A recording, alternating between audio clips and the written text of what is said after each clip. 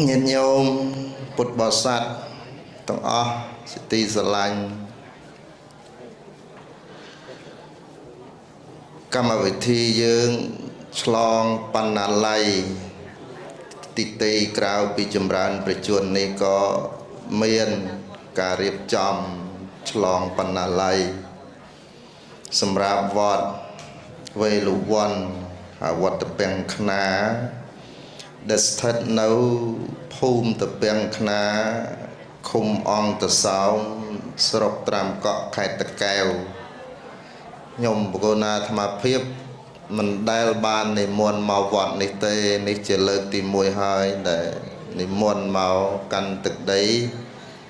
តពាំងខ្នានេះហើយឃើញរូបបណ្ណាល័យហ្នឹងក៏គិតថាបណ្ណាល័យហ្នឹងវាមិនទៅធំទេគិតហ្នឹងណាឃើញរូបគិតប៉ុន្តែតែមកបណ្ណាល័យនេះស្អាតណាស់ញោមស្អាតហើយធំឥឡូវនេះសួរថាតើការកសាងបណ្ណាល័យនោះជាសេនាសនៈទានថ្វាយទុកដាក់នៅក្នុងវត្តអារាមនោះវាមានប្រយោជន៍ទេធ្វើបណ្ណាល័យស្អាតមានបើមាននោះប្រយោជន៍នឹងមានដល់កម្រិតណាដែលលោកគ្រូព្រះធម្មថេរមួយលើជាមួយពុទ្ធបរិស័ទនៅស្រុកអាមេរិកក្តីស្រុកខ្មែរក្តីដែលព្រួតដៃគ្នាចំណាយទ្រព្យធនដ៏ច្រើនក៏សាងបណ្ណាល័យទុកដាក់នៅក្នុងពុទ្ធសាសនាជាពិសេសក្នុងវត្តនោះសម្រាប់ភិក្ខុសង្ឃសម្រាប់ពួកយុវជនពុទ្ធបរិស័ទប្រើប្រាស់នឹងតើវាមានប្រយោជន៍អ្វីរឿងវត្តអារាមនេះគឺនៅក្នុងសង្គមយើងនេះញោមវាคล้ายទៅសាច់ហើយនឹងឈាមរបស់ប្រជានុរាស្ត្រខ្មែរទៅហើយវាកាត់ផ្ដាច់អត់បានទេហើយវត្តអារាមយើងនេះក៏ជាកន្លែងដែលផ្ដល់នៅក្តីសង្ឃឹមដ៏ច្រើនដល់ប្រជាពុទ្ធបរិស័ទដល់យុវជនខ្មែរហើយក៏ជាជង្រុកចេះក៏បានជាឃ្លាំងក៏បានហើយក៏ជាកន្លែងក៏បានដែលសម្រាប់អភិរក្សទ្រទ្រង់នៅវប្បធម៌ប្រពៃណីវត្តអារាមនេះមិនមែនជាកន្លែងដែលកសាងឲ្យឥតប្រយោជន៍ទេបើឥតប្រយោជន៍អ្នកប្រាជ្ញបុរាណខ្មែររួមទាំងញាតិញោមនៅពេលបច្ចុប្បន្ននេះមិនធ្វើទេអ្នកខ្លះក៏ថាវត្តអារាមនឹងអត់មានសំខាន់អីក្រៅទៅពីកន្លែងកប់ខ្មោចទេអញ្ចឹងចម្រើនពរតែនិយាយចឹងគេកាត់យូរទៅទៀតហើយមិន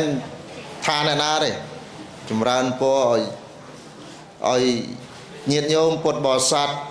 មហាជនលោកបានជ្រាបថាអ្វីដែលជាតួនាទីរបស់វត្តអារាមនៅក្នុងកម្ពុជានេះគ្មានសាសនាណាដែលកសាងសាលារៀនច្រើនជាងពុទ្ធសាសនាទេញាតិញោមមើលតាមវត្តនីមួយគឺតែងតែមានសាលារៀនហ្នឹងគឺកសាងដោយព្រះសង្ឃនិងពុទ្ធបរិស័ទសម្រាប់ឲ្យកូនខ្មែរសិក្សារៀនសូត្រនេះជាតួនាទីដែលវត្តអារាមខ្មែរធ្វើតាំងពីមុនឆ្នាំ1873ណបារាំងកសាងសាលាដំបូងរបស់ខ្លួននៅក្នុងឆ្នាំ1873អញ្ចឹងតួនាទីវត្តអារាមនេះបានដើរតួនាទីយ៉ាងសំខាន់ក្នុងការបណ្ដុះបញ្ញាដែលនៅក្នុងព្រះពុទ្ធសាសនា ការបណ្ដុះបញ្ញានេះគឺជារឿងចាំបាច់បំផុតញាតិញោមអញ្ចឹងនៅថ្ងៃដែលព្រះអង្គត្រាស់សម្ដែងបឋមទេសនាគឺទេសនាដំបូងហ្នឹងព្រះអង្គសង្កត់បញ្ជាក់ប្រាប់ដល់មនុស្សជាតិទាំងអស់ថាឲ្យជៀសវាងផ្លូវពីរគឺកាមសុខលកានយោគៈកាមសុខលកានយោគៈហ្នឹងគឺមិនឲ្យជ្រមុជខ្លួននៅក្នុងការសបាយលេងដឹងខុសត្រូវញាតិញោមបាយយមុខអីសពបែបយ៉ាងអីហ្នឹងលោកហៅកាមសុខលកានយោគៈហើយបើថាជាក្នុងគ្រួសារហ្នឹងវាលេងមានឈ្មោះថាប្តីលេងមានឈ្មោះថាប្រពន្ធលេងមានឈ្មោះអីចិត្តទៅធ្វើម៉េចឲ្យទៅសុបាយអាហ្នឹងលោកហៅកាមសុខលកានយោគៈអាហ្នឹងគិតឲ្យខ្លីគិតឲ្យសាមញ្ញងាយយល់លោកថាឲ្យជះធម៌ហ្នឹងជាធម៌ខ្មៅមួយទៀតព្រះអង្គថាឲ្យជះធម៌អត្តកិលេសមេដ្ឋានយោគៈនោះហើយញាតិញោមដូចឃើញព្រះសង្ឃអង្គខ្លះទៅណែទៅអង្គុយសមាធិទឹកជ្រោះហេអាហ្នឹងគេអានឹងមិនសមាធិមែនទេអានោះគេថតដាក់កាមេរ៉ាទេអានោះទៅសមាធិណាទឹកជ្រោះទៅអង្គុយមិនកើតទេឬក៏ដុតភ្លើងអាំងអីដូចស្រុកឥណ្ឌាមានកិច្ចបដិបត្តិមួយយ៉ាងនោះខ្លះគេចិត្តគូតឡើងទៅលើមួយថ្ងៃ2ម៉ោងនេះចឹងទៅអស់កិលេសខ្ញុំធ្វើបានទេអាត្មាធ្វើមិនបានទេចិត្តតែ2ម៉ោងហ្នឹងដាច់ខ្យល់ហើយលោកថាហ្នឹងជះវាអត់បានផលទេចឹងនៅក្នុងធម្មទេសនាដំបូងរបស់ព្រះសម្មាសម្ពុទ្ធជាម្ចាស់ព្រះអង្គលោកឲ្យមានបញ្ញាគឺផ្លូវកណ្ដាលអ្វីជាផ្លូវកណ្ដាលកាយសុចរិតមានសមាទិដ្ឋិសមាសង្កប្បៈយើងគិតឲ្យសាមញ្ញថាមានសិលសមាធិបញ្ញាព្រះពុទ្ធបរិស័ទលោកឲ្យមានកាយសុចរិតវិច័យសុចរិតនិងមโนសុចរិតអញ្ចឹងនេះជាកិច្ចបដិបត្តិដំបូងនៅក្នុងការបណ្ដុះបញ្ញាញាតិញោមហើយបណ្ណាល័យនេះវត្តយើងធ្វើច្រើនណាស់ញាតិញោមវត្តអារាមកន្លែងណាក៏មានសាលាវត្តដែរហើយសាលាហ្នឹងមិនមែនកើតឡើងដោយប្រអិនជប់ទេញាតិញោមណាអស់លោកប្រជាជាតិខ្មែរទាំងមូលហើយពុទ្ធបរិស័ទអ្នកដែលមើលឃើញផលអវិជ្ជមានរូបភាពអវិជ្ជមានរបស់វត្តអារាមលោកស្ដាប់សាលាដែលនៅក្នុងវត្តទាំងអស់ហ្នឹងកើតឡើងមិនមែនដោយសារប្រអិនជប់ទេដោយសារព្រះសង្ឃនិងពុទ្ធបរិស័ទធ្វើទុកដាក់ឲ្យកូនចៅដើម្បីអប់រំបណ្ដុះបណ្ដាលកូនចៅឲ្យមានការចេះដឹងច្រើននេះជាការបណ្ដុះបញ្ញាដ៏ពិតប្រាកដអញ្ចឹងបណ្ណាល័យនេះណាញាតិញោមមានសារៈសំខាន់ណាស់អញ្ចឹងវត្តអារាមនឹងមានវត្តអារាមនឹងបានធ្វើកិច្ចការសម្រាប់បណ្ដុះកូនចៅខ្មែរនឹងយូរណាស់មកហើយអញ្ចឹង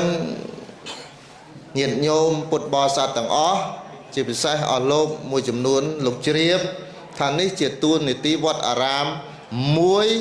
ក្នុងចំណោមទួលនីតិវត្តអារាមជាច្រើន